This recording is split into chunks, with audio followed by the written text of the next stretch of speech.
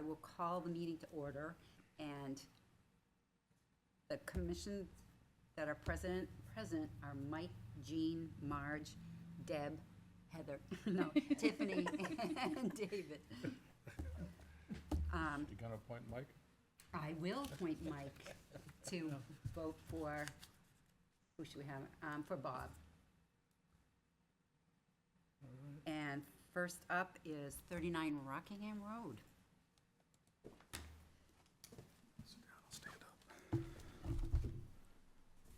Good evening. My name is Barry Geyer. I'm with Jones and Beach Engineers here for the applicant. The project we have for you tonight is 39 Rockingham Road. It's map 13, lot 65-1.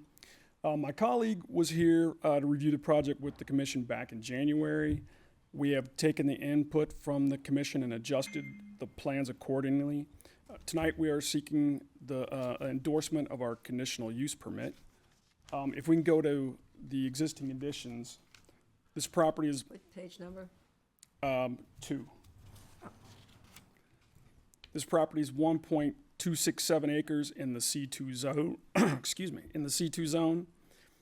It contains office building, a garage. It has a couple of trailers, dumpster, paved parking, in addition to gravel parking / storage area. Corner of the garage, you can see the outline of the existing additions or the buffer in yellow. A corner of the garage, the dumpster, a couple storage trailers, and a lot of the gravel parking are currently located within the wetland buffer. The gravel parking actually comes to within 3 feet of the wetland buffer. So the existing impervious in the buffer is 3,955 square feet. Now, if you can go to the next sheet.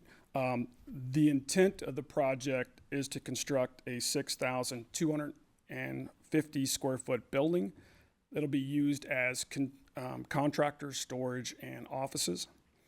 It includes proposed parking, drives, and utilities. We have moved everything as far away as we could from the wetlands, so we're no closer than 20.85 feet from the wetlands. We have reduced the impervious in the buffer to 2,440 square feet. There is no parking or buildings, dumpster. They're all located outside of the buffer. The only impervious in the buffer is for the drive to access the back parking areas. If you can go to C3. Part of the impacts within the buffer are for drainage features that include a rain garden and the swales to direct the stormwater to the rain garden. The drainage scheme is similar to the previously approved site plans for the site and located in approximately the same area that it was the intent of the previous site plans. The new design directs all the impervious to the rain garden. The revised design also includes the conservation signs located either along the buffer or along the edge of pavement. So the total buffer impact, we have no wetland impact. The total buffer impact is 8,610 square feet. Impervious within the buffer, as I said before, is 2,440 square feet, which represents a reduction of 1,515 square feet. And with that, I'll take any questions the board has. How are you going to prevent people from parking in that side that's accessing the back, but definitely in the buffer? We do have signs there for the conservation district. So those will go along the edge. We could put no parking signs up. If you have any other suggestions, would definitely entertain that. No parking printed on the pavement? Absolutely, not a problem. Just anything that would dissuade people from parking there?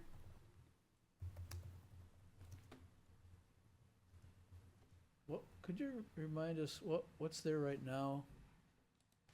It's currently a plumbing and heating company with they have their, if you go back to page 2, they have their offices out front and there's a garage in the back.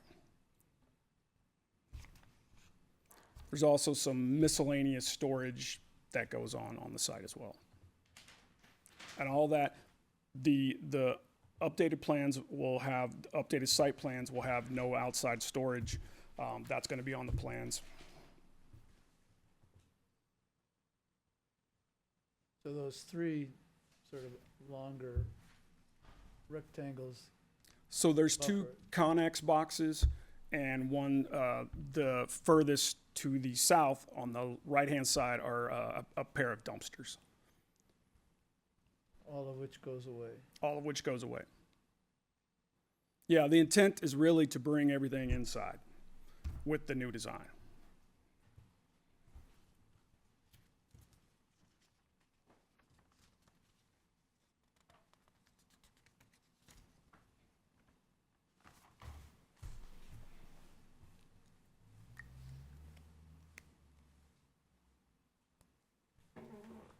So I guess the challenge for the commission here is to determine whether the improvements, I mean, clearly there's an improvement between the existing situation and what's proposed.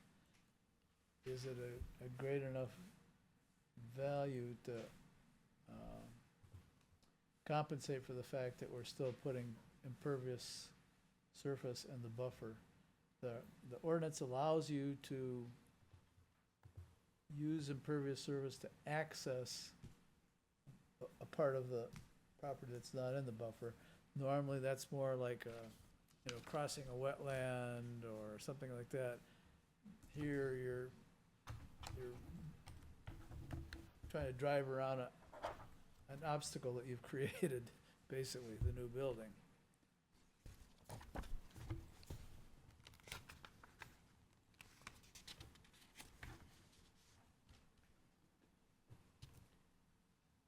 Could you go back to if everybody else is done with this one, back to the proposed configuration?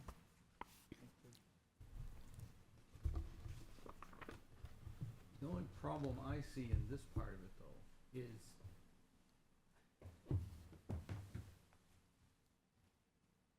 this grading up here is at the edge of the wetland.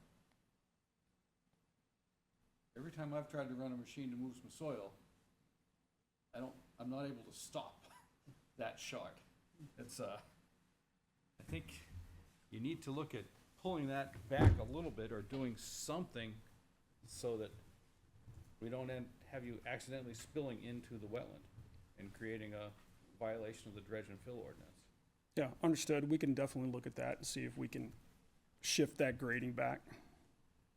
Is the turning radius there going around the corner of the building, is it the minimum required by, It's the minimum required to get the design vehicle around it, which is basically a box truck.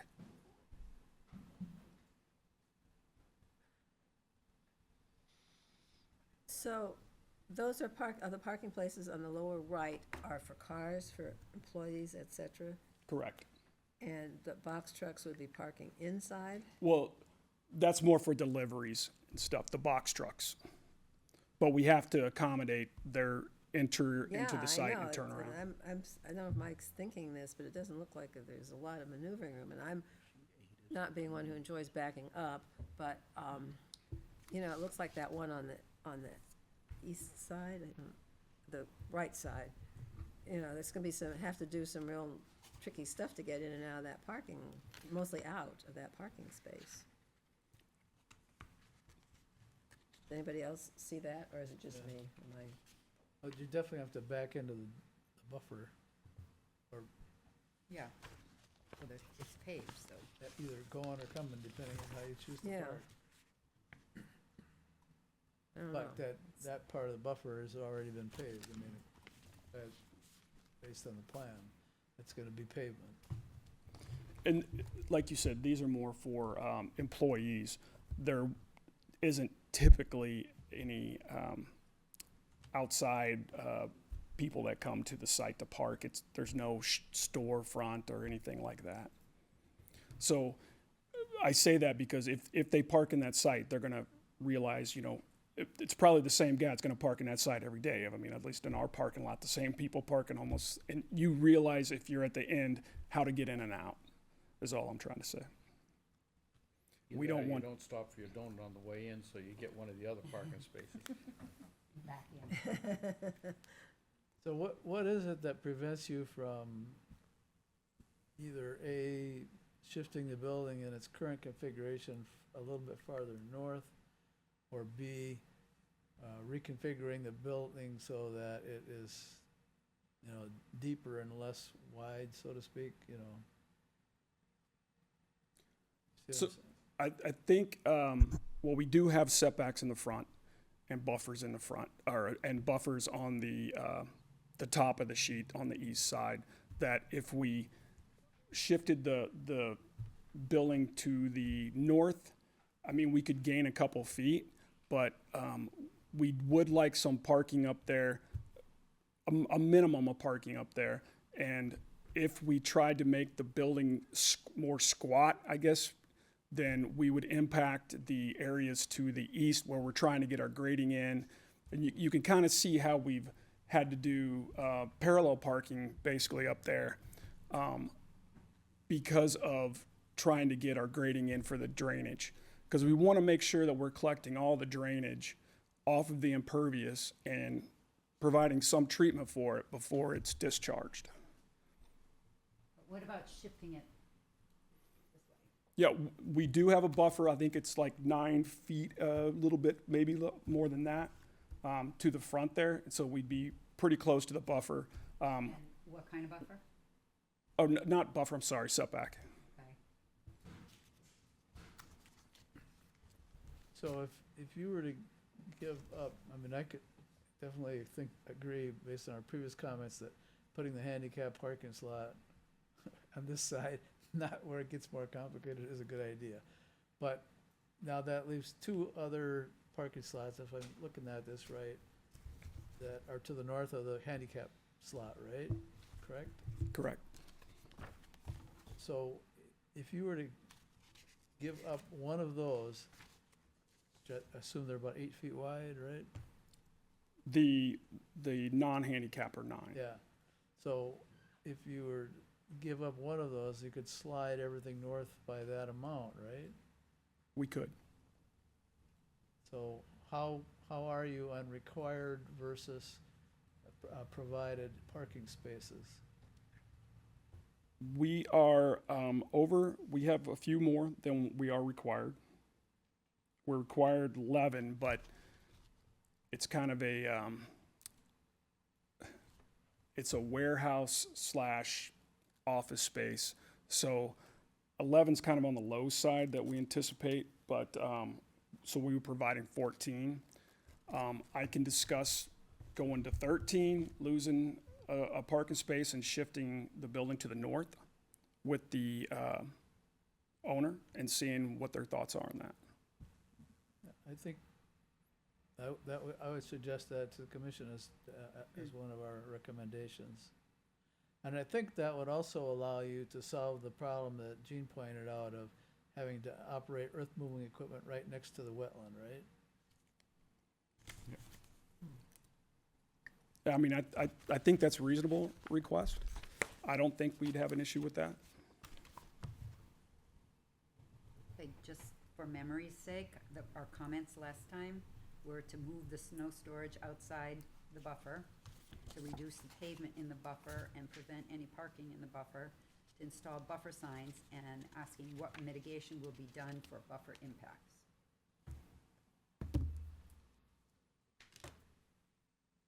So, So we already talked about moving the parking out of the buffer. We talked about reducing the location of the pavement as to the buffer location, which we've done.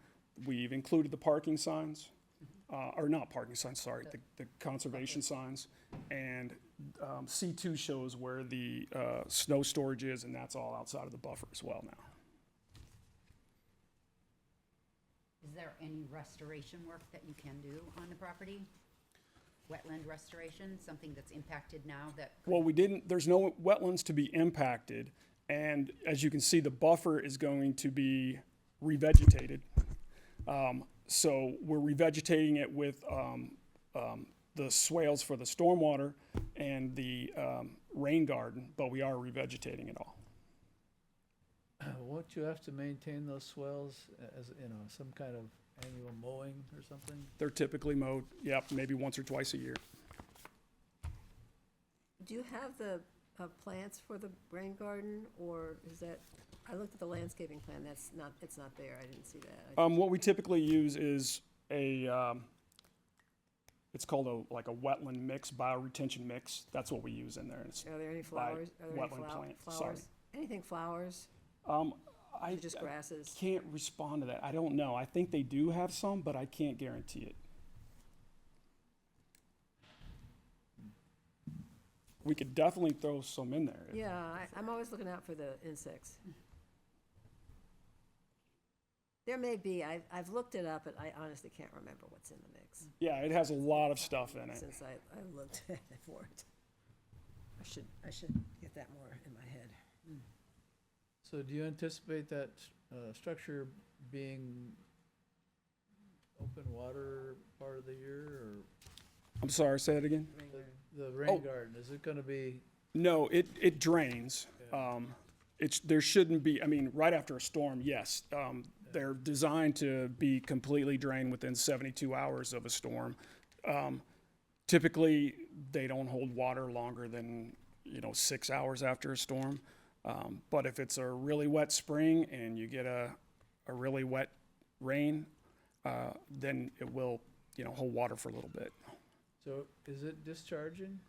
Yeah, we have a gabion basket basically that it releases Into the wet? through. Yeah. And did we talk about salt in our last discussion? It's not in the comments. Yeah. So, I mean, what we're doing is basically, if we don't direct or recommend otherwise, putting salt in the in the buffer, in the area of the impervious surface, which then will dissolve, go into the rain garden and subsequently into the wetland, right? Right. So would you be amenable to just going with sand in the wintertime?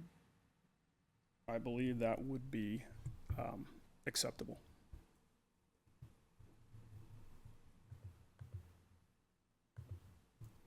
And I know we have to complete the reduced, impact mitigation for anybody that, sands or salts the site too, as part of the planning board's recommendations.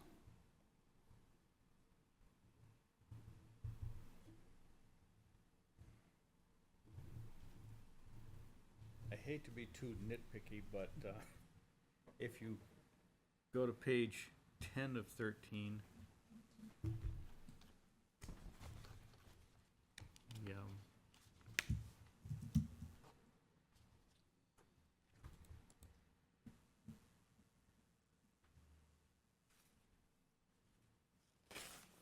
I think you have an error in your legend, because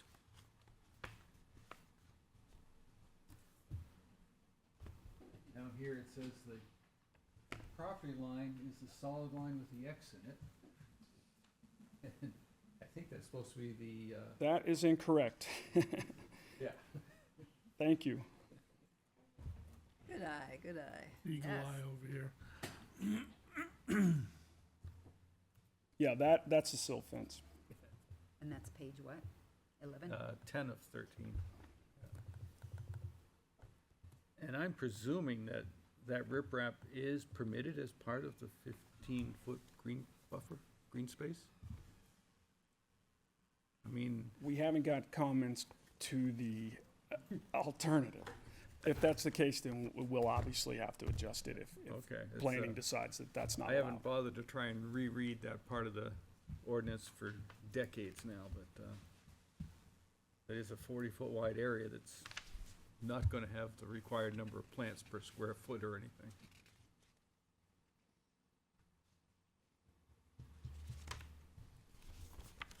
I have for comments, avoid using salt in the winter, consider moving the building toward the road to allow less impact in the buffer, correct the legend on page 10 of 13. And then, revise the swale to not approach, as closely into the wetland.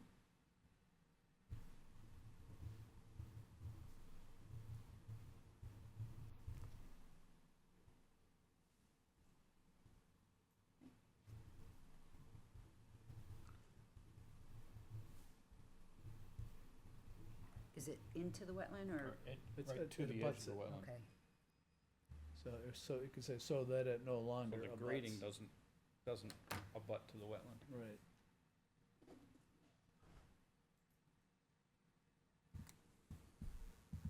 so if it was to remain farther from the wetland?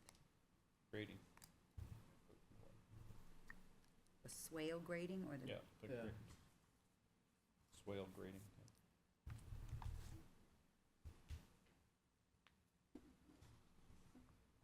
From the wetland or the buffer?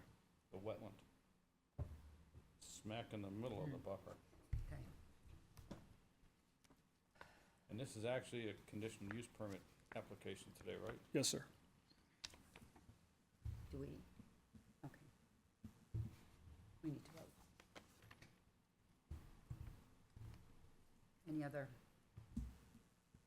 comments?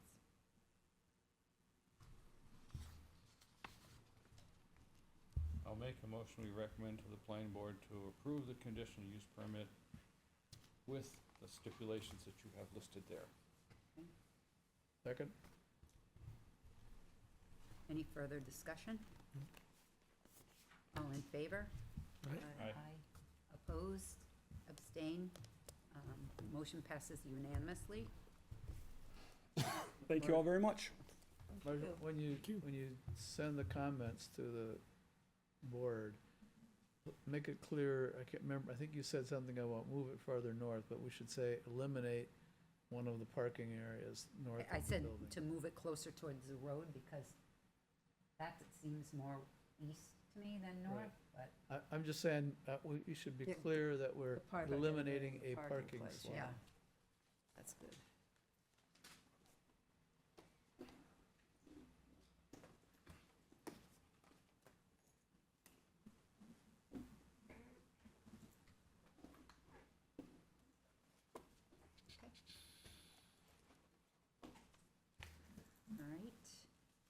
All right. Nick, you're next.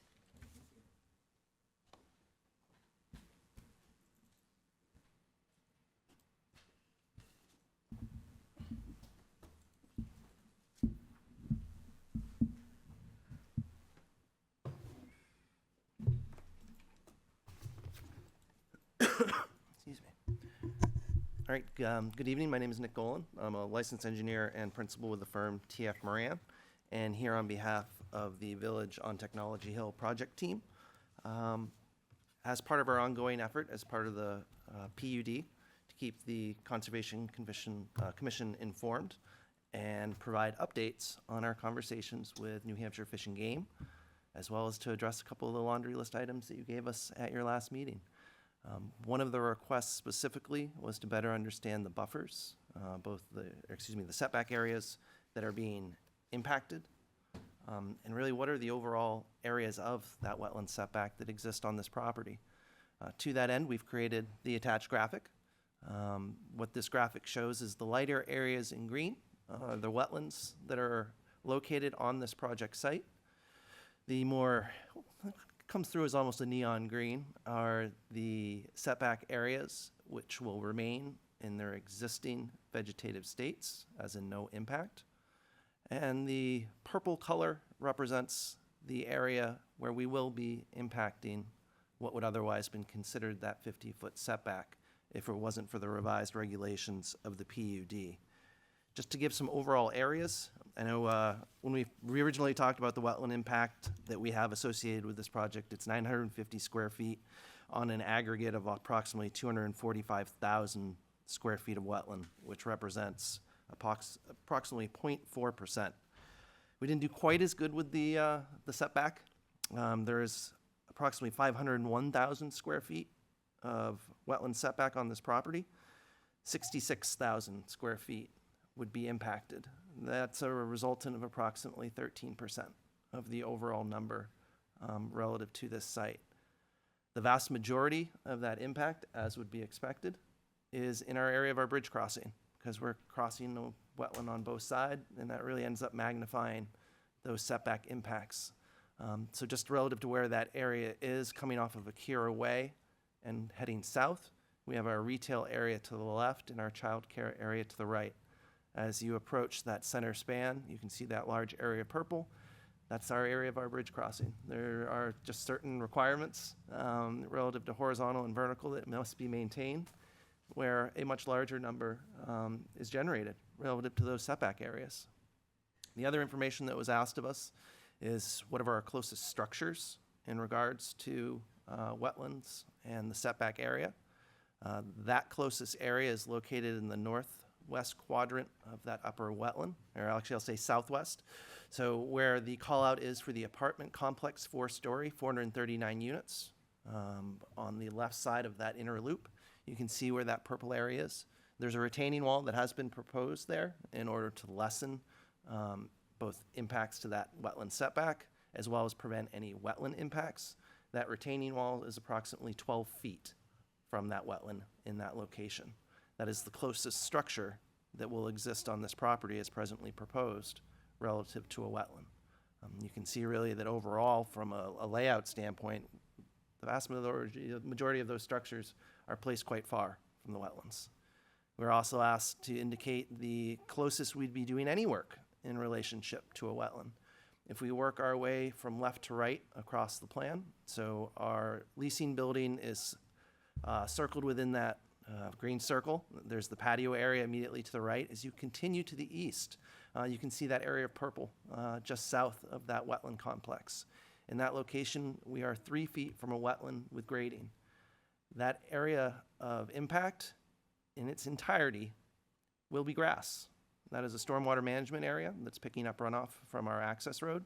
There is no impervious area. In fact, you can see the large amount of green space between the roadway and that wetland and its associated buffer. The reality is that is one of the locations that was selected and most appropriate for stormwater management, such that stormwater can continue to flow along the natural tributary paths that it previously was. So relative to the outstanding requests of the last meeting, we now have a graphic that shows that we are preserving approximately 435,000 square feet of the wetland setback in relationship to only impacting 66,000 square feet. Again, on an aggregate site that is 110 acres. Relative to the location of any structure, it's approximately 12 feet from the retaining wall to the wetland. And then as far as the closest proximity of any work being done, it's approximately 3 feet in the area that I had mentioned. And again, that area will be completely grass. That is for the purposes of an infiltration basin to provide stormwater treatment of those adjacent pervious areas. What is the distance from here to here? Overall. What we have our legend at the very bottom of the page, which is, forgive me. 1 inch equals 100 feet. Yeah. That's a distance of approximately 300 feet. You can see overall, when just looking at the contrasts of the colors, that in general, we've been able to limit that length, because that's a good point. You know, how do we limit that vertical length along that wetland? That's the largest area. Otherwise, it's only really where, for the most part, where areas dart into the site. The area of the setback impact that's to the northwest, adjacent to the retail, again, that's all grass slope. And these areas are going to be seeded with a wildlife seed mix.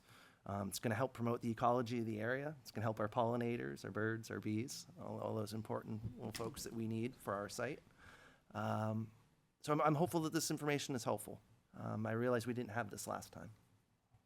Question. There's Yes, no ma'am. retaining wall on the disturbance to the right, correct? That's just grass. There's, Correct. what are the dimensions of the retaining wall? Sure. And It's what does the average person driving by see? They'd be looking over it. So the manner in which Oh, we've okay. designed this is road is here, slope, here, trying to draw this, but That's good, it's slope, working. top of wall, elevation of wall, and then grass slope towards the wetland. It's approximately an 8-foot tall wall, so that 10-foot So they're behind it, not, it's not like they're looking at, you're not looking at that wall. The only folks that would be looking at that wall are folks wandering through the wetlands. So if we've got some bear or deer or perhaps just some wary travelers, they would see the backside of that wall. But the elements that you're going to see from that roadway in the areas of the development, it really disappears into the forest. And in all honesty, that was one of the requirements that we worked under for the owner. They want this is a passion project for them. They want this to be attractive. So in that vein, something like a retaining wall is kind of out of sight, out of mind. I'm sorry, I think you told me, but I've already forgotten what, the 300-foot long, purple piece there, what causes that? What's the? Sure. So what that area is upstream of it is a infiltration basin. So that's an engineered stormwater management device whereby we use the existing natural soils to treat the stormwater. Requires a minimum 3-foot separation from estimated seasonal high groundwater. That area is actually the back slope. One of the requirements the town has is a maximum 3-to-1 side slope in relationship to basins. That is what that results in, is you do end up with a grass slope that leads down to that area. I think one of the benefits in that it's not going to be manicured. This isn't someone's lawn. The idea is with that wildflower mix, it really provides a nice natural progression from the built environment to the natural environment. You keep interchanging two words. One, grass, and then you say wildlife mixture. Sure. And you talk about the pollination stuff. Grass is not something that's supporting many pollinators. I'll be happy to clarify that the seed mix is a wildlife seed mix. Is not intended to mean grass. I'll correct myself, so thank you for the correction. Is And it going to be mowed? it'll have to be mowed occasionally. Usually it's at least twice a year that those slopes do need to be mowed, just for general maintenance. But the idea is, for the most part, that takes place outside of those seasons of concern. One other thing I was hoping to mention to the commission this evening is through our coordination with Fish and Game, who is Patrick Fitzgibbons, who's a wildlife biologist there. So he made himself available to us for a Zoom call, which was fantastic. I know how hard it is to get a hold of folks nowadays. Had the opportunity to really just go through what our program is. Because of the memorandum of understanding relative to New England Cottontail, in the eyes of New Hampshire Fish and Game, that item is resolved for them. Relative to the other species of concern that we have out there, which are eastern hognose snake and smooth green snake, the educational components that will be given to contractors, including the handouts, flyers, and the directions that are required if they do see that species, addresses their concerns there. The last item really has to do with turtles. We have both blandings and spotted turtle that are within the vicinity of the project. The wildlife passages that we are providing helps resolve that item. One of the things they asked us to further evaluate is really the sight lines through those culverts. They are oversized. They're 3 feet in diameter. They have that naturalized bottom, which turtles like, so they feel like they're walking across something that is more typical to their travel path. But to make sure that there's a sight line through them. So the suggestion was to add grading above those culverts, at least centralized, so that you don't have a length that really exceeds what a turtle would find as being a comfortable distance as far as they are going to travel. It's our understanding in the corporation of that element that we've resolved all of New Hampshire Fish and Game's concerns, and I thought it would be important to bring that to light this evening. It's not a design that I've incorporated before. It was really neat to learn about, in all honesty, better understanding what those sight lines are for turtles. When I went to school as a civil engineer, didn't think that was necessarily something that I would bring to practice. But it shows the ways that we have the opportunity to learn and grow and apply these to projects to provide a betterment to our environment. So I reviewed it with the applicant. They're gun ho for it. We reviewed it with our contractor. We think we have a detail as to how it would be constructed and are moving forward with that design. Am I correct that the south or southeast side of the retail building is that's not an entrance or anything, that's just kind of the back side of the building? That's correct. And what we have at that southeast corner of the building is really just the loading dock. That's the only element. The rest of that is all grass around the building from that area shown as pavement all the way around to the front of the building where the parking lot resides.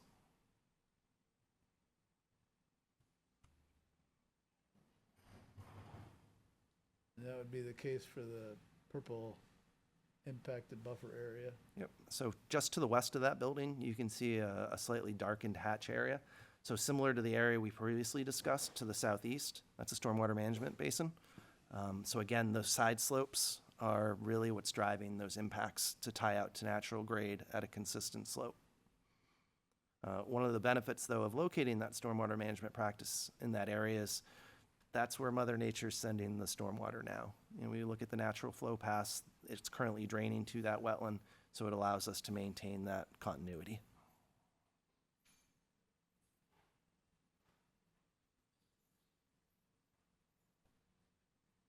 You had mentioned early on that you think that a lot of the housing will be occupied by people working in the plant. That is the intent. Has there been any consideration of, I don't know, what the distance is, but what, maybe a quarter mile at the most from the housing to the plant? What, as far as the distance of travel? If you're 650 feet, I believe, was the longest path of travel. I'll double check that math, though. That was what our prior design consideration was. I mean, I'm just wondering about providing a shuttle service so that you don't even have to, provide parking, between those, in front of the plant there, because people are just gonna either walk or hop on a shuttle to get over there. Well, the idea is that this is a walkable community, so I don't know that a shuttle would be necessarily consistent with that, but I can understand that perspective.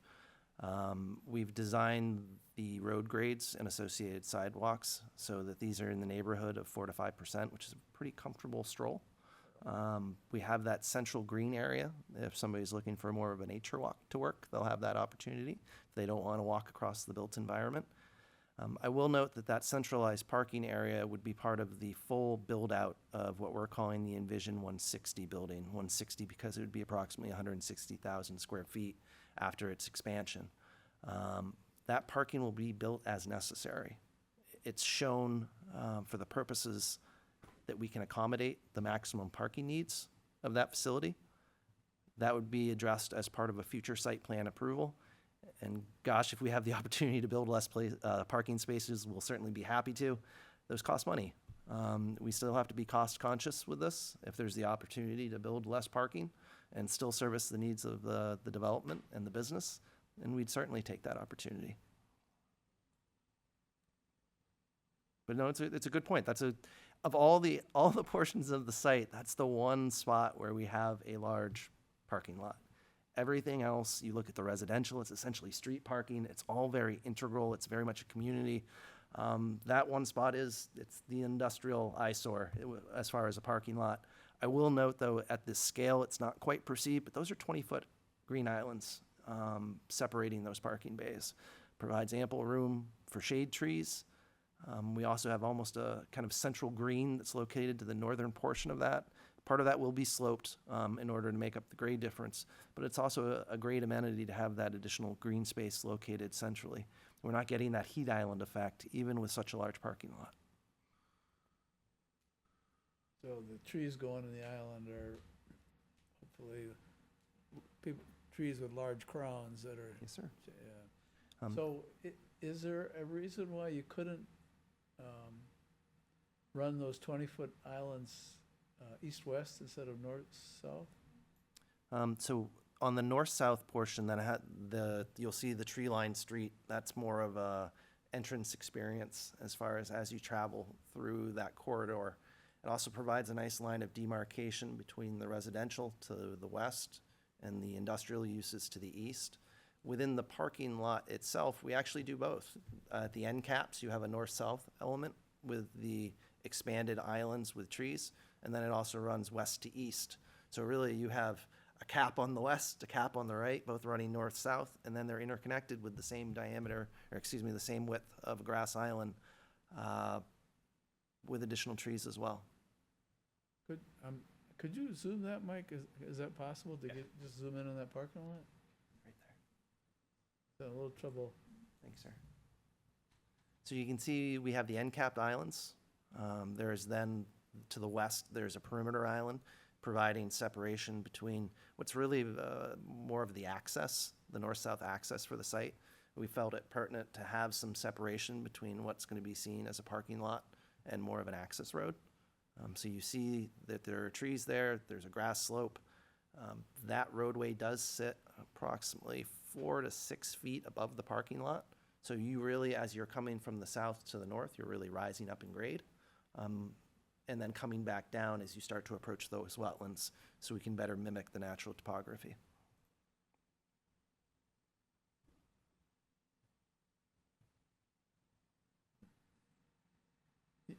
You see what I'm getting at, though, is that those sort of arcs of 20-foot separators between parking areas The that curve, run north-south. the curved linear nature of the parking was a request of the owner. Yeah, no, I think that's a great idea. It's just, one, it helps with speed. It's just, it's more attractive. It's very non-engineer in all honesty. We like our nice, simple shapes. The curved linear nature really brings a great element, I think, to the project and how it interconnects. And it provided a great benefit also in that it better mirrored the natural topography. But what I'm trying to suggest is if you ran those curves north-south, they can still be curved. That, you know, there's obviously Mhm. a curve that you could follow on the south side and then just continue that radius across the parking lot. So the reason why we don't orientate, so on the far left, we can see parking running north-south, and the far right, we see it as well. Those are really those end caps.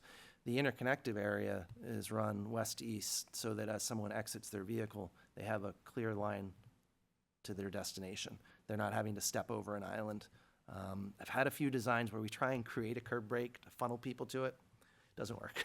They just hop over the island. It creates a trip and fall. So we've just learned to follow Mother Nature, to follow the thought process of, you know, Human we nature. take the easiest route. I see that. But that would be that would be the reason why you wouldn't align your parking in a north-south fashion there. Oh, gotcha. Yeah, there's a lot Turn the there. picture. DES's parking lot is a little bit like that. Yes. Have you been up there? Yeah. You must have. Yeah. It's So it's an element we try and incorporate more often. A lot of it has to do with what are the vehicles that need to get through. If they're just passenger vehicles, which is the case here, we have good interconnection for the purposes of police, fire, as far as safety. It's not intended to be for larger vehicles like a WB50 or WB67. Those aren't going to need to get off of the main road. So it's great to incorporate whenever we can. I think it really gives a nice added element. It really softens the landscape in comparison to something that's a little more boxy. Is the lighter colored, I don't know, salmon, pink area just west of the factory, is that, The area immediately south of the factory, yeah, that it's a little bit of an off color relative to the orange that's the buildings, that would be the future expansion of the building. So it'd essentially be a podium construction where there'd be parking below, and then they would have a second story above. okay. And we've master planned our grades so that essentially you build a retaining wall along the left side of that allows for that recessed parking, and then that retaining wall, which would be concrete wall, then can become part of your foundation of your building thereafter. So you're not tearing something down needlessly. You're able to build upon it. We have some smart structural engineers. I can't take credit for that one.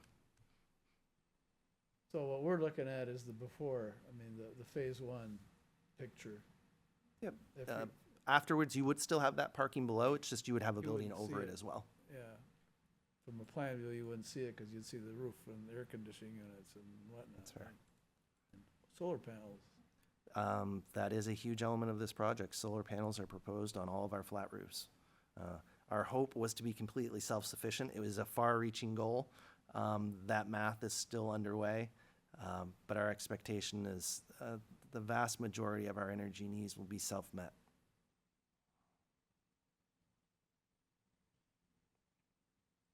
So when you're coming from the apartments, Mhm. you cross the parking lot, if you're on foot or you park there, now, there's still that green area you gotta get through to get up into the building, right? So there, as far as interconnecting from, say, that larger parking lot and the two-story manufacturing that's identified as 60,000, we have upgraded our plan, although it's not represented on this graphic, that there will be a sidewalk and/or walking path that connects those two areas.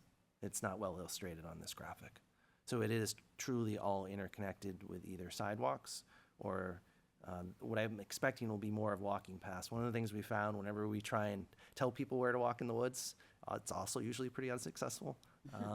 So what we try and do is allow those areas to be virgin to start, and people find their way. And then as needed, we have the ability to improve those areas. So that way we don't build walking paths where they're not going to be used. Keep trying, though. We just, come on, just go this way. But we're trying to learn from some of those mistakes.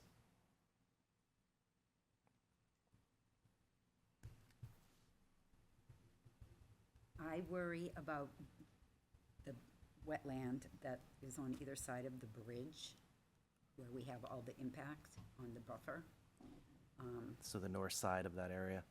That big green, because those wetlands exist because of the surrounding woodlands. And anytime you're removing that buffer, that is heating up those wetlands and basically killing them. So they need not to be exposed to weather. So to see that much of the buffer removed and thinking that it's nice that it's grass, I don't agree with that. I You wouldn't saying go the as far grass as say doesn't that it's throw a lot of nice. shade? It's certainly an improvement over, say, that being a driveway or a building or What kind of otherwise. wetlands are they though? Because that makes a big difference in what the needs of the wetland are. I mean, we have scrub shrub swamps that are wet with no trees. I don't know what these are. These are palustrin forested wetlands primarily. I've forgotten. I used to know. PF10E. No, it's the bottom. I know palestrin, but I don't know the numbers anymore. So PF01E, I think, is the Okay. But it's I just can't- woods. it's a wooded wetland, or it's the vast majority of what we People have. One of the oddities of this is that it really doesn't have an understory. We have a little bit of a canopy element, but there isn't really a lot of scrub shrub below. It was one of the knocks really on the functional assessment, is that it was not a diverse wetland. Yeah. So that is obviously one of the elements that goes into deciding what goes where, is looking at those functional characteristics. Again, we only have that 950 square feet of impact, and that's because it was a artificial wetland that was created due to an impoundment. So that wasn't something that Mother Nature made intentionally. That was something that was made when somebody was stacking boulders or otherwise, most likely when that water line was installed. So I think we've followed the correct procedures in evaluating what areas are impacted. I don't want to make the analogy of, all right, you make an omelet, you break a couple eggs, and that's not really what we've done here. I think we've done our best to really work our way around those buffers and impact them as minimally as possible, which I think the graphic does show. When you're talking about having over 500,000 square feet and you're in the neighborhood of 10 to 12% of that impact, that's a pretty fair number when you're talking about a project that's essentially building a small town in of itself on 110 acres. But there's always room for improvement. We acknowledge that. So we'll reevaluate that slope specifically to the southerly side of the retail area. I'm not aware of the ability to make an improvement there, but it doesn't mean we can't further evaluate it. Perhaps there's some additional plantings that we could put there that would soften that and enhance that buffer to a greater extent. My biggest concern is the last time you were here, your interpretation that the PUD gave you the right, basically, to encroach up to 5 feet of wet anywhere on the property. And I don't believe that was the intention. And I would hope that I Well, can I persuade. think this graphic shows that we're not doing that everywhere. Do Yeah, we but- have the ability to relative to that document? Yes, that was the intent. It That was was more, your intent to have that permission to do it anywhere? Because I can understand not having to do a full 50-foot. CUP every time you need to impact, but to at least allow some sort of comment from planning and conservation. And I believe that was in the, That's why I'm here, Marge. I That- know, but and I apologize for interrupting. years from now, when we're looking to improve up here and you're not here, and someone hope says, I am. oh, but we can do this, you know, I just think it's Well, you have- bad planning. And I will counter that with, I apologize in that I disagree with that assessment in that the intent of this development was to keep those unfragmented blocks, to keep those large areas whole, which it does accomplish. There's a trade-off. And it's either enhanced buffers or it's keeping these large tracts of land unimpacted, which we are accomplishing. I agree with you. It'd be great to have both. We weren't able to fit a development of this magnitude in this area and accomplish both. I wish we were able to. Is there a way to say, that's it, as far as the impacts to the buffer, we're done? This is what's proposed as of where we at with our site plans. The Envision 160 as well as the On Point and Envision 60K buildings are not fully built out. But there's the some- reality is we don't have there wouldn't be setbacks in those areas. Right. Those wetlands are all Right, small. I'm not worried about that area, I'm worried about the other area. So this is what's designed, this is what's before you. I would assume only that the impacts could potentially get smaller as we go through the site plan review process. I would not expect them to get larger. So when we look at the impacts in relationship to that specific area, yes, this is what's proposed. Those are final designs relative to those areas. This is our proposal, is for those impacts associated with that wetland. I'm trying to think of how the future development of the Envision 160K in that parking lot, if that could change in some capacity. No, we've already set the outer limit, right? We've already shown this is where the access roads are going. The only reason why that buffer impact would change is if that access road had to change. And I wouldn't foresee that as a need. We have already shown that as part of our infrastructure package, as how that road would be built. If you're hoping to lock me in and say, this is it and there'll be no more, I don't know that I can No, say I that, but it just would be want my to have expectation. some sort of Yeah, where does way it to- end? you know, be able to argue against a major change, because fair. it's already a great deal of impact on that wetland. And, you know, I don't know if it was slick wordsmithing that got that. Well, I hope you don't done, take that or- as the way in which we would conduct our I know, business. I just- We were very forthright, and then the reality is, it was the trade-off, and that's what we explained to the planning board, that's what I explained to you here. You know, you guys record all your meetings, you can go back and look, and I know folks have, just to make sure that I've been consistent with my terminology, other than grass and seed mix, which you got me on. I will be mindful of that in the future. I think we've been very transparent, and that's the only way that I operate as an engineer, and it's the only way that our applicant has operated thus far. So I hope you can take us at face value. I'm trying not to be hurt by the words. I can be a sensitive person. I understand the perspective. I've sat on a conservation commission as well, and we're always looking to try and provide a betterment to the environment. We have to find that cohesive nature of how we develop our areas, but also maintain the environmental components. I do continue to look back at a 110-acre site, and more than 40 acres will be left in its current existing vegetative state. That's a good thing.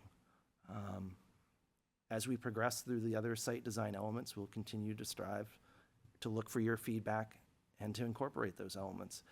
I don't know if it wasn't for the feedback that we received from you folks, as well as one of the planning board members, that we would have looked as hard as we have at how to incorporate these wildlife passages. So you guys have already made a difference, and I hope you guys are aware of that. You've made a betterment to this project. Well, you have an opportunity here to be the example of how to do it right, and hopefully that is of value. I hope we're equal to the challenge. I think we are.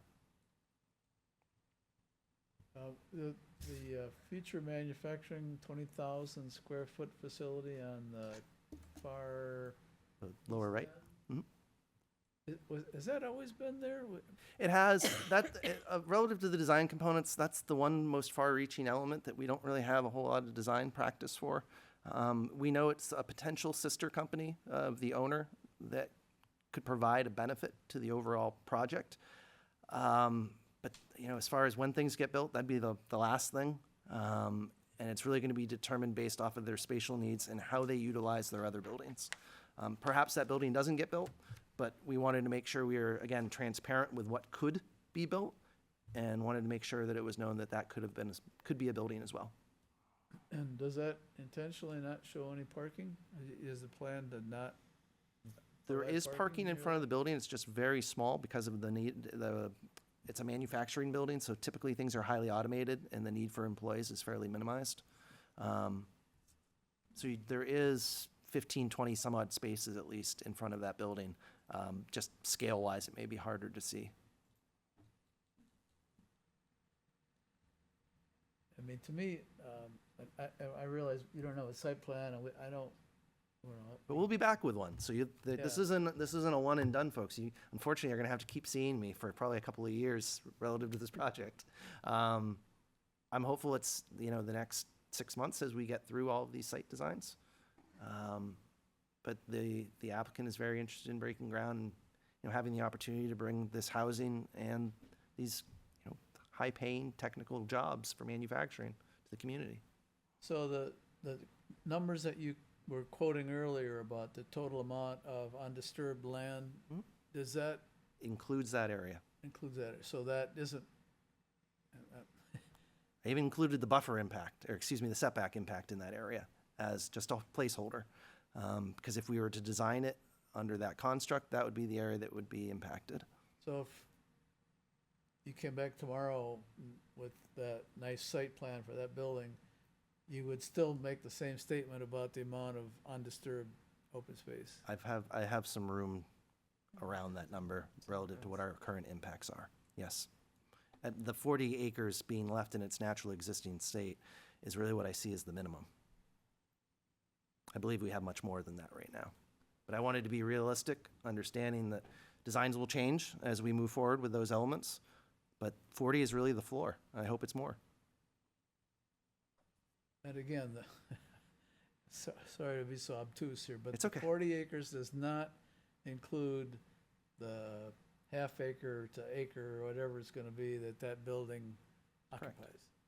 So let me state it a different way. All of the land clearing and impacts as currently shown on this plan, which would include that 20,000 square foot future manufacturing, are inclusive of the areas we anticipate impacting. Meaning the remainder, the 40 acres that we stated as would be in its naturally existing state, would be outside of that block. I know we've discussed before the idea, the fact that there's a wildlife corridor that runs Mhm. through the property, and that eastern chunk there, little panhandle, whatever you wanna call it, is sort of key to that corridor. So, again, by just sort of being transparent and, you know, in interest of full disclosure, I think the commission will look really hard when that site plan does arrive. And I realize fair. we're not there yet, and, you know, I just trying to be honest and open with you too. I appreciate that, because that is, so as far as looking at forecasting that area, so the slope rises headed to the northeast. The highest point in the immediate vicinity is just over our property line, probably 30, 40 feet, where you hit a high rise, flattens out, and then it starts to work its way back up slope. Our abutter to the northeast is probably another 100 feet above us. So when we look at that, it's how do we interconnect those areas? Right now, we have good working schematic designs as to how that would work. But because we're going from low to high, it's, you know, it's tough to provide that interconnection, but it's something we continue to evaluate. And you guys have provided us great feedback on what your expectations are. So I know what the ground rules are. I know what I'm trying to accomplish as those designs progress. So what specifically are we supposed to be commenting on here tonight? This is a follow-up meeting. So as part of the PUD, we would state as we make design changes in whatever capacity that may have an impact in regards to sensitive areas on the site, we'd come back and give you updates. So there's no formal action requested of the commission this evening. This is informational, and as our designs progress, I'll continue to come back, I'll seek your guidance, and we'll look to incorporate it into the project. Any comments that we, No, I appreciate the fact that you've been sensitive, and this color-coded plan is a good way to respond to what we asked for. I appreciate it. You're quite welcome.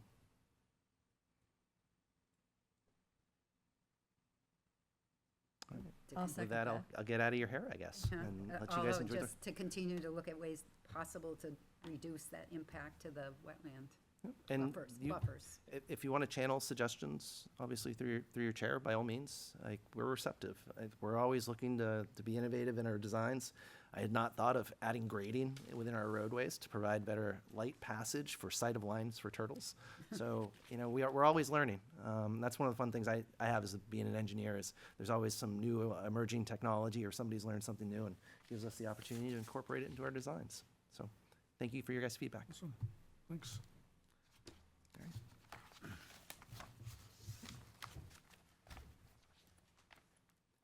Okay. Sure. Old business, I have an estimate from Colonial Printing of $984.10 to print 2,000 trail maps. We want to authorize that from the line item. Now, I can't remember how much we have in there after we spent the last round. It was close to that, I think. We might Well, go, when is the bill gonna be charged? Because it's gonna be the first of the next fiscal year, what, very soon. right, but if we Yeah, approve yeah, it now, sure. doesn't it go around this year? Should. Yeah, can't you prepay it if you just talk to the vendor? And Yeah, we could. Yeah. I'm sure. yeah, I'll move that we allocate up to $1,000 out of the line item budget, and to the extent that there's not sufficient funds in there to take the balance out of the conservation fund.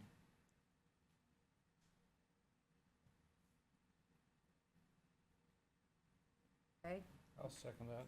motion by Mike, second by Jean. Any further discussion?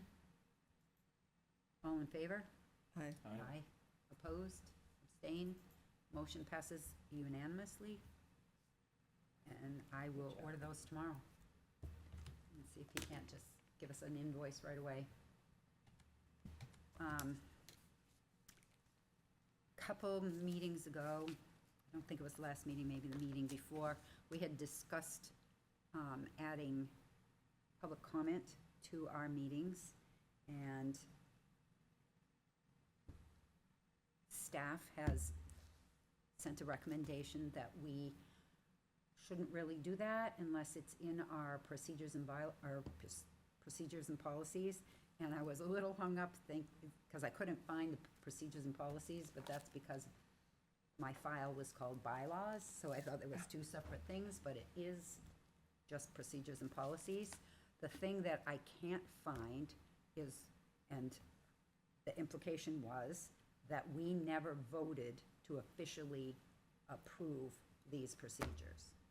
Because it was probably 40 years ago. No, it was No. April of 2019, to be exact. So regarding having public comment in our meeting, the only paragraph in this whole procedure that refers to meetings, refers to meeting schedule. It says the commission shall meet regularly twice a month or more often, as depending on the workload. After the election of officers, the commission shall decide on a place and time for regular meetings and publicize that information in the, in the something. Let me see. In the commission section of the Town of Londonderry website, any change during the year likewise shall be publicized. Then it goes on to meeting minutes, review and release of non-public. I am not clear on, do we need to specifically have an agenda policy? If so, I am proposing or throwing out for discussion to just say, meeting agenda shall be at the discretion of the chair. I don't know if we have to get specific and detailed. It would Well- seem not a prudent thing to do, because then every time we want to change our, we have to rewrite our procedures. Except that, if I understand right, what got us into this was public comment, right? I mean, Correct, and I remember having a discussion about public comment a year and a half ago, and somewhere in something, it said that it was at the discretion of the chair, so we kind of just said, okay, we're fine, we're good. And then we didn't really add the public comment, we just said that I could call on anybody, anytime that somebody Right. wanted to speak. And it was mentioned to me that people in the public don't see public comment on our agenda, so they don't come to the meeting and try and speak because they think they can't. right, right. So to have it on the agenda would perhaps spur more input. Yeah, I mean, I don't see us falling into a trap if we add that part into the procedures. In other words, you know, certainly maintain your freedom to structure the agenda however you want. Hmm. But if we just include in our procedures, the statement that public comment will be invited at the beginning and end of each meeting, and then, Would you say will or can? I would say will. Okay. I mean, that's in line with, the town's effort to try to be as transparent as possible. I agree with that. You know, if there's, I still, somewhere in there, I think there's something about the chair having discussion, having discretion as to, how long a person can talk or how often a person can talk. It's not in ours. And I had, when I was thinking this through, at first I said, any public comment shall endeavor to follow the model rules and procedures of the town council. Well, then I was informed that the town council never approved their procedures, so. So, that, Well, that I can't, there's no point in following something that doesn't. Hasn't been approved. Do we have searchable, are the minutes that are available to us somehow, are they searchable? Did you go in the past? Our minutes or What's well, there's. our minutes. conscom minutes? Any minutes that are the actual leftover minutes we have of all meetings. I mean, Jay used to be able to go into the minutes, and you gave her a concept, and it would come right out of the minutes. And I at the don't know time how you, she did that. yeah, it's word search. Do you know? Can we So- search If- topics I in mean, minutes? It's just a Word document, so Yeah, you can just search. put concepts. can you search multiple minutes at a time, though? Can no, I mean, you have to open up each one. Yeah. But if you put in, would you, if you put in public comment, would it pull up everybody's public comment, or could we exclusively look for conservation public comment? Well, no, you'd have to go to the conservation minutes. Forget everybody else's Yeah, concepts. But if you're You on would that then go- page, Then you would go to the year you want, or if you were really lucky and remembered approximately when it was, you'd put the ones up. But I search all the time, because I'm always losing things, and there's certain things that, no, but I have so many files on certain topics. I type in the name of a moss, and I'll get multiple files, and many things come back to me. So I think if you stayed with the year, start with the year 19, and do our minutes, and put a word in or two. well, Yeah.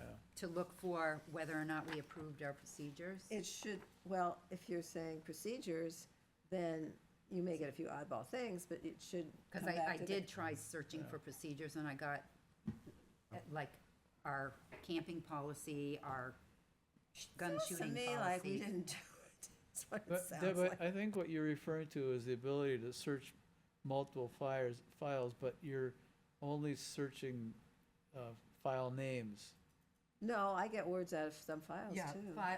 a word that's in the context will Yeah, pop, Of will content, oh, yeah. bring that up, that you can click on it and then read to see if Read it that. contains the Okay. information you're searching. And sometimes it's highlighted, it's like, Um, Well, So, I'm very, But, I mean, if we vote on a new set of procedures, which it sounds like we're gonna at least modify what's in your hands there. Right, And which then is we vote gonna on have to it. be voted on Yeah, anyway. Yeah, whatever we did in the past is gonna be Doesn't matter. superseded by our most current Right. thing. So Yeah. I wouldn't agonize over searching the archives. All we gotta do is make the procedures read the way we want them to read and then approve it.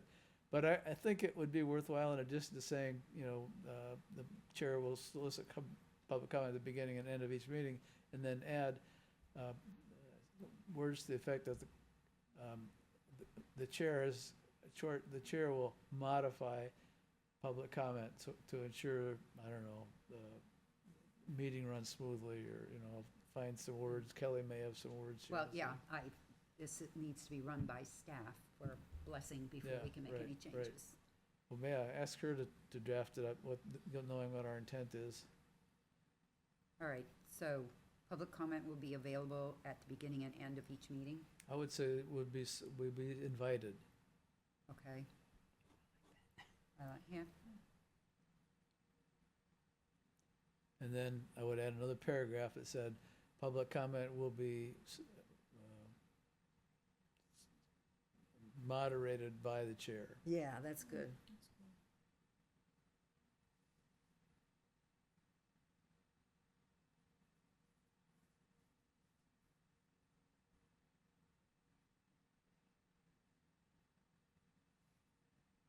So then, does that mean what would we choose to put on our agenda? Just public comment, beginning and end of each one. would you want, and this is premature, I'm sure, public comment before presenters? Or allow, No, at the very beginning and the very end, okay, so And before the- presenters, so we're gonna Right. make them wait, right. okay? But also, is there a way to say public, somewhere can be accepted? I mean, you're gonna moderate this, and if it's so off, I don't know, at some point we discussed it was so off topic that it didn't belong at the beginning, say. Well, yeah, I mean, that's why she can monitor, or what did I Well- say? What? Moderate the public comment. If you, I mean, she can tell somebody, look, you're way off base, you need to talk to the zoning board about this, or, whatever the case might be. Okay, according to Robert's rules, Which we don't follow. but it gives us a little help. They're suggesting that, public comment creates a limited or designated public forum. This means comments may only be limited by neutral time, place, and manner restriction, most particularly both positive and negative comments about the subject at hand. But But we that's want. not really. No, that's what, we also want to offer people the opportunity To bring anything up. Bring anything up, and, Right, yeah, exactly. I mean, and you still, it's just all in your discretion as chair to, Well, see, I want to leave it as open as I can, right, non-restrictive, that yeah, can just, be if we just, manage as it evolves. Because it will evolve. I mean, I don't think we're as controversial as some. No, I'm just saying, like, as I mean, people, nothing that we're talking about prevents you, like, somebody listens to the technology park thing and has an important thing to say and raises his hand and says, will you take up Right. my comment? And you say, yes, please right, which is share with us. what we do now. Which is Yeah, what right, yeah, nothing. The general public doesn't know they can do that. Right, but they still have that, now they will know, if they look at the agenda, that they have the chance to speak Mhm. at the beginning and the end. Okay, Which so, accords exactly with that town hall or town meeting Mm. warrant article. public comment will be invited at the beginning and end of each meeting. Public comment will be moderated by the chair. Yep. Does that work? Sounds good, yeah. All right, Run that up by the staff. will do.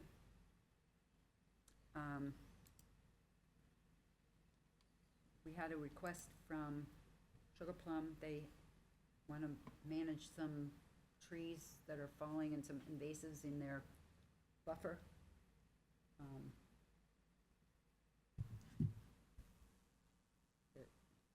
Yeah, I can get back to him if you want me to. All right, do you know who that is? Yeah, I Okay. know him. He actually talked to me about it. Oh, Showed me the tree that he's worried about, which is gonna fall in the brook, not on his house, but, you know. I'm just gonna explain to him what the ordinance provides, and then he can, you know, decide what's appropriate. I mean, he's, you know, a person of goodwill, he's not gonna, yeah. Yeah, and I just hope he doesn't think that we're supposed to do that, oh, no, yeah, no, well, make because that, it's Sugar Plum's property, right, it's not ours. right. Yeah. Yeah, there's a common misconception, which I haven't worked very hard to dispel, that our buffer is a conservation area. But, Yeah, that's what he calls yeah, it. that's what he thinks Yeah. it is. And it's not, it's just the buffer. It's not a wetland buffer, it's just a buffer. It's a stream buffer. Okay. All right. I don't really have anything else, I don't think.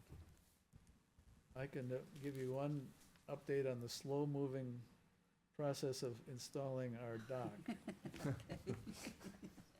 It's gonna get put in Christmas time, right? Yeah, right. I had a conversation, you know, there was this disagreement apparently between the structures guy at DES and the vendor. And so I had a phone conversation with him, and he explained that what they do, if, for people that don't want to pull it out in the winter, is they pull the poles out, and then they tether the dock itself so that it can't go anyplace. So and that was, it accords with what the guy at DES said. The problem is that the ice can bang the poles up. Mm. So you get poles out of there, and then you just have this floating thing that's left that's tethered, you know, to something solid at the shore, and then it just can float Okay. up above the ice. So and he said there are towns that are doing that. Okay. So but then the rest of the story is, I asked him, okay, next thing I want to know is, how much does that cost? Well, and the warranty thing too. Oh, I get to that. Okay. So, but he never got back to me on the cost, so I'm still waiting on that. Hmm. The warranty, it does not provide for ice damage. So if we, you know, left it in and it was damaged, it'd be on us. So that's not a solution. But by doing this, letting it float over, you know, over the course of winter and not float away, supposedly. Even if it did, you can see where it went. I'm going past the beaver dam, right. Dragging it back, swimming across the Yeah. So, Odd. so I'm waiting to hear from him, and then we can get more specific on what, and, you know, we may be able to, you know, do it in-house if it's fairly straightforward. Yeah. Well, I just need to get the details. Cool. Anything else? Yeah, I'm in the minutes. Oh. Line 32. Oh, we're gonna do minutes now. Oh, well, no, I thought that was it. Oh, I'm no, I sorry. just was still doing, I'm sorry, I'm rushing things. Please finish with the old business. do you have any old business or new business? No, shut my mouth. Okay. Sorry about that. Anybody? No? Yes?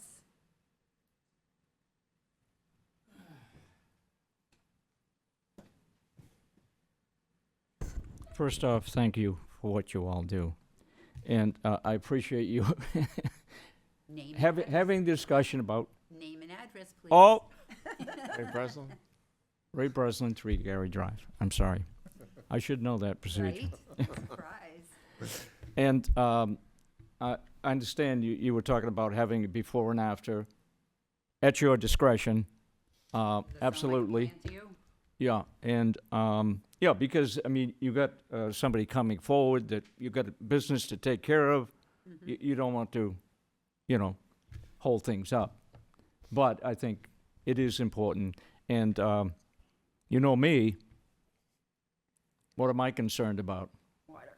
Water, okay. We had that big project.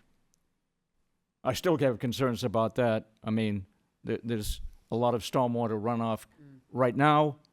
There will be with this impervious surface, is that correct? And so I wonder what the impact will be, you know. So a lot to look at, a lot to think about. And we got a water tank in the process. They're doing blasting. I wonder what impact that's going to have on what I call a brook coming down from there. Yeah.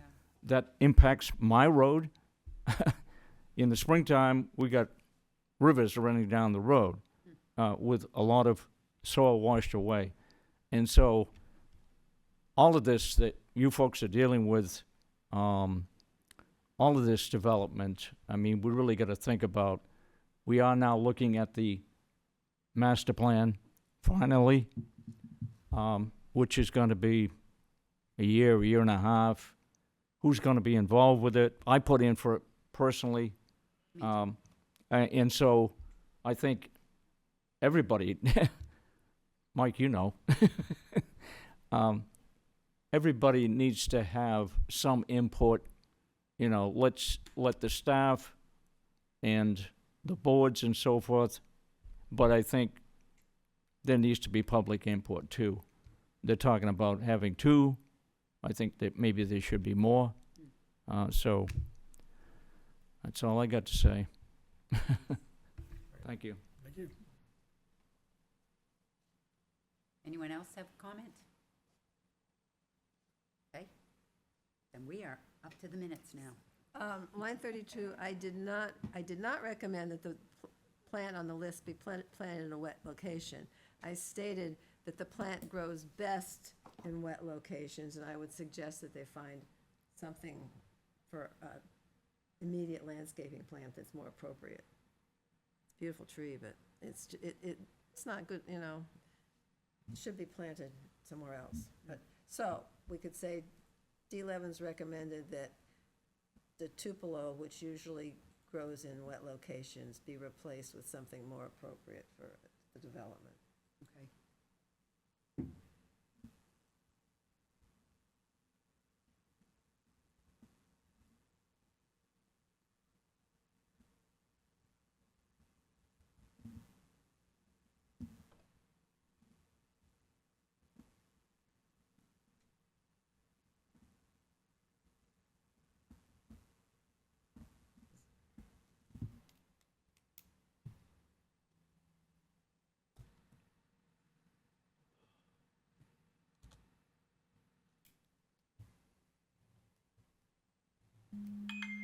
It makes me jump every time.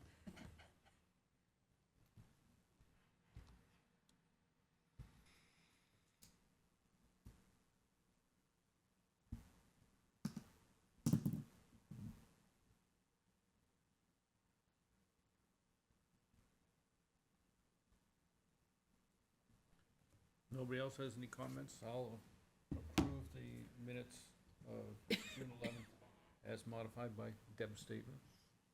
I'll second. Okay, motion by Jean, second by Tiffany. Any further discussion? All in favor? Aye. Opposed, abstain? Motion passed unanimously.